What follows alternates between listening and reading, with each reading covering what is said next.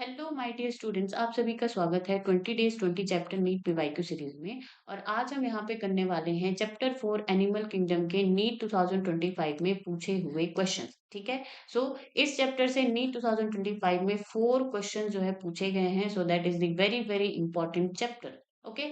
So let's move forward. आगे बढ़ने से पहले अगर आपने अभी तक चैनल को सब्सक्राइब नहीं किया है तो जरूर से चैनल को सब्सक्राइब कीजिए। ओके। चलो। सो यहाँ पे जो है फर्स्ट क्वेश्चन है नीट 2025 से। All living members of the class cyclostomata are. तो जो क्लास साइक्लोस्टोमाटा के जो मेंबर्स हैं वो कैसे होते हैं? सिम्बायोटिक होते हैं? नहीं। एक्टोपैरासाइट होते हैं? यस। ठीक है, वो ectoparasite on some fishes. Okay. Free living होते हैं एंडोपैरासाइट, तो यहाँ पे क्या हो जाएगा? रॉन्ग हो जाएगा। ठीक है, तो ऑप्शन भी यहाँ पे करेक्ट आंसर हो जाएगा। This question is from the NCERT. Okay. So यहाँ पे आप देख सकते हो, all living members of class cyclostomata are ectoparasite on some fishes. Okay.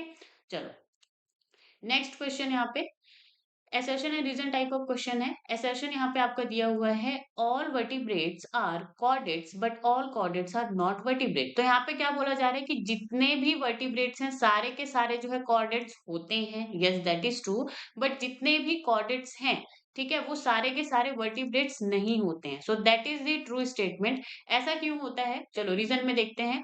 The members of सब phylum vertebrata possesses notochord during the embryonic period। तो जो vertebrates होते हैं उनमें जो है एम्ब्रियोनिक पीरियड के टाइम पे क्या होता है? नोटोकॉर्ड होता है। ठीक है।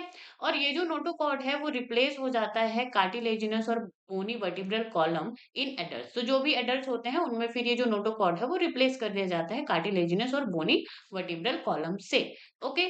तो यहाँ पे ये जो वर्टिब्रेट है वो कॉर्डेट्स के अंदर आते हैं, और कॉर्डेट्स में और भी बहुत सारे जो है ऑर्गेनिजम्स यहाँ पे आपको देखने को मिलेंगे। ओके। तो यहाँ पे जो असर्शन भी ट्रू है, रीजन भी ट्रू है, और इसका करेक्ट एक्सप्लेनेशन भी है। ओके। जैसे कि आप यहाँ पे एनसीईआरटी में देख सकते हो, वर्टिब्रेटा किसको कहते हैं? नोटोकॉर्ड प्रेजेंट होगा एम्ब्रियोनिक पीरियड के टाइम पे। फिर ये जो नोटोकॉर्ड है वो यहाँ पे कार्टिलेजिनस और बोनी वर्टिब्रल कॉलम से एडल्ट में क्या हो जाएगा? रिप्लेस हो जाएगा।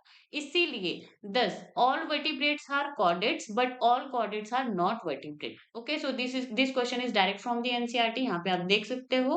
ओके। तो यहाँ पे जो है आपको ऑप्शन सी जो है करेक्ट आंसर हो जाएगा। Both assertion and reason are true but reason is the correct explanation of assertion। ठीक है, तो ऑप्शन सी यहाँ पे क्या हो जाएगा? करेक्ट हो जाएगा। Next question, question number 3। Role of the water vascular system in echinoderm is. तो जो इकाइनोडर्मेटा होते हैं उनमें ये जो वाटर वेस्कुलर सिस्टम होता है ये बहुत ही यूनिक फीचर होता है। ओके। तो यहाँ पे इनका रोल क्या होता है? Respiration and locomotion, yes that is the true statement. ठीक है। एक्सक्रीशन एंड लोकोमोशन, तो लोकोमोशन में तो होता है लेकिन एक्सक्रीशन में नहीं होता है। Capture and transport of food, yes that is the true. Next digestion and respiration, तो रेस्पिरेशन में तो होता है लेकिन डाइजेशन में इसका कोई रोल नहीं होता। डाइजेशन एंड एक्सक्रीशन, तो यहाँ पे ये भी क्या हो जाएगा? रॉन्ग हो जाएगा। ठीक है। तो आप यहाँ पे देख लो ए एंड सी, बस यहाँ पे क्या है? आपका ट्रू है, तो आपको यहाँ पे करेक्ट आंसर सिलेक्ट करना है। तो यहाँ पे आपका ऑप्शन डी जो है करेक्ट हो जाएगा। Okay.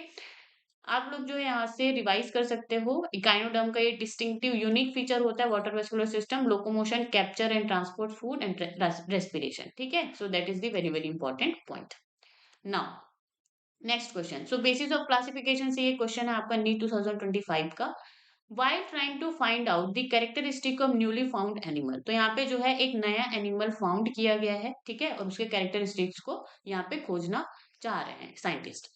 A researchers did the histology, तो उन्होंने क्या किया? हिस्टोलॉजी, हिस्टोलॉजी मतलब होता है study of tissues of adult animal and observed the cavity with presence of mesodermal tissue towards the body wall, but no mesodermal tissue was observed towards the alimentary canal।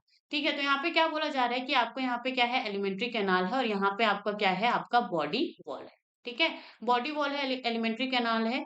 तो यहाँ पे इसके बीच में जो mesodermal tissue है, तो presence of mesodermal tissue towards the body wall, तो body wall के साइड में तो आपको जो है मेसोडर्मल टिश्यूज देखने को मिल रही हैं, लेकिन यहाँ पे जो एलिमेंट्री कैनाल है वहां पे जो है आपको देखने को नहीं मिल रही हैं। ठीक है, तो यहाँ पे पूछा जा रहा है what could be the possible coelom of that animal. तो यहाँ पे वो जो एनिमल है उसका जो है सिलोम क्या हो सकता है, आपको यहाँ पे पूछा जा रहा है। ओके। तो मेसोडर्म जो टिश्यू होता है, देखो मेसोडर्म जो टिश्यू होता है वो इस तरह से स्कैटर्ड फॉर्म में कहाँ पे प्रेजेंट होता है, स्यूडोसिलोमेट में प्रेजेंट होता है, ठीक है।